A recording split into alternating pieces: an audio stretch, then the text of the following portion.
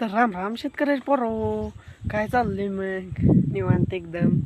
तर कसे शेतकऱ्या पोरो, तुम्हाला हे आयुष्य लय खूप कठीण आहे, पण काही जरी केलं तरी आपल्याला आयुष्य जगायचे.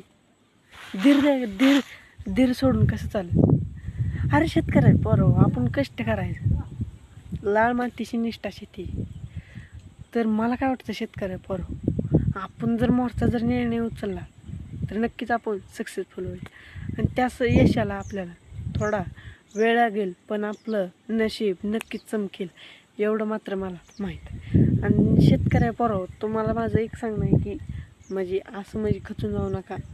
आणि खचून जर गेला तर आपल्याला काहीच नाही. आणि व्हिडिओ आवडला असेल तर लाईक करा, शेअर करा, कमेंट करा, विसरू नका. सबस्क्राईब कराय नक्कीच विसरू नका बरं का.